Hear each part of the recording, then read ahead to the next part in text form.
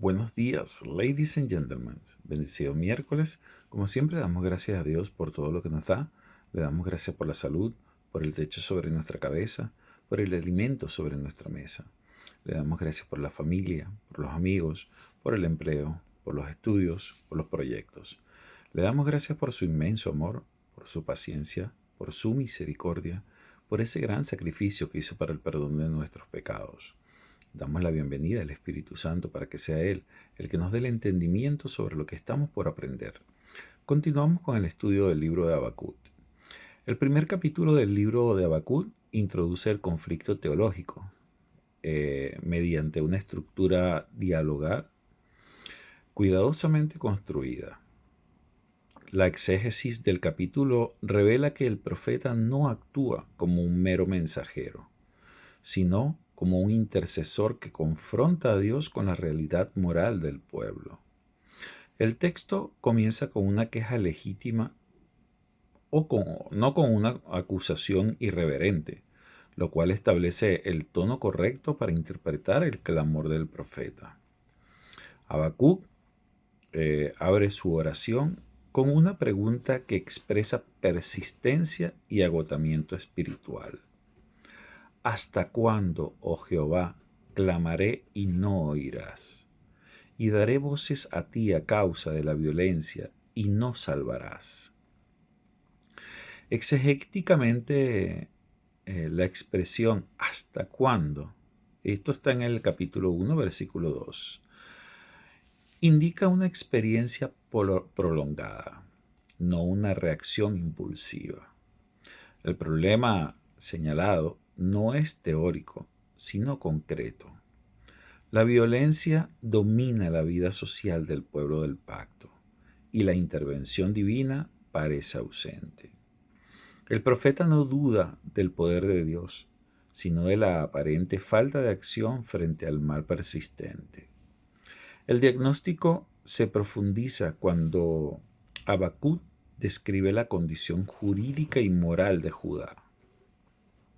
Afirma que la ley es debilitada y el juicio no sale según la verdad. Esto lo podemos ver en el versículo 4 de este mismo capítulo. El texto no sugiere la inexistencia de la ley, sino su incapacidad práctica para producir justicia. La ley existe, pero ha sido neutralizada por la corrupción humana. Esta observación es clave para la interpretación del libro, pues muestra que la crisis no es meramente política, sino una distorsión deliberada del orden moral establecido por Dios. La respuesta divina en los versículos siguientes sorprende y escandaliza al profeta. Dios declara que está obrando de una manera que Habacuc no espera ni aprobaría fácilmente. Porque he aquí yo levanto a los caldeos, nación cruel y presurosa. Esto está en el versículo 6 del mismo capítulo. Exegéticamente, el verbo levanto indica iniciativa soberana. Babilonia no actúa independientemente, sino como instrumento dentro del propósito divino.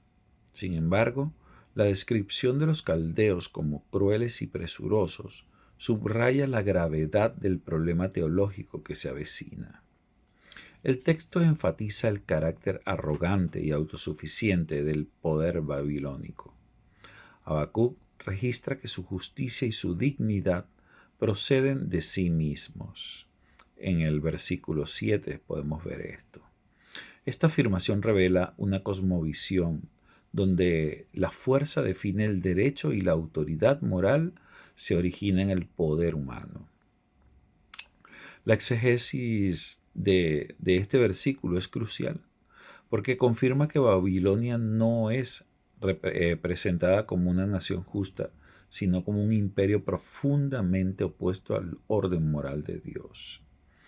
Ante esta revelación, el profeta responde con una segunda queja, y ahora más intensa y teológicamente elaborada. Habacuc apela al carácter eterno y santo de Dios. ¿No eres tú desde el principio, oh Jehová, Dios mío, santo mío? Esto está en el versículo 12. Esta apelación funciona como fundamento hermenéutico. El profeta interpreta la acción divina a la luz del carácter revelado de Dios, no a la inversa. La pregunta que sigue no niega la soberanía divina, sino que expone la tensión entre la santidad de Dios y el uso de un instrumento impío. El clímax del conflicto se expresa cuando Habacuc pregunta: ¿por qué a veces menospreciadores? ¿Por qué ves a los menospreciadores y callas cuando destruye el impío al más justo que él? Y esto está en el versículo 13. Exegéticamente, el contraste entre el impío y más justo no implica la inocencia absoluta de Judá, sino una comparación relativa. El profeta reconoce la culpa de su pueblo, pero no comprende cómo un agente más perverso puede ser usado para ejecutar juicio. Esta tensión no es resuelta en el capítulo 1, sino deliberadamente dejada abierta. Así, Habacuc 1 establece el problema que gobernará todo el desarrollo posterior del libro. ¿Cómo puede el justo confiar en Dios cuando la justicia parece invertida y el impío prospera? La exégesis del capítulo demuestra que esta pregunta no surge de incredulidad, sino de una fe que se rehúsa a aceptar una comprensión superficial del obrar divino. El lector es preparado de este modo para recibir la revelación central que seguirá en el capítulo 2. Pero por honor al tiempo, este lo develaremos el día de mañana. El exégesis de Habacuc 2. Mil bendiciones.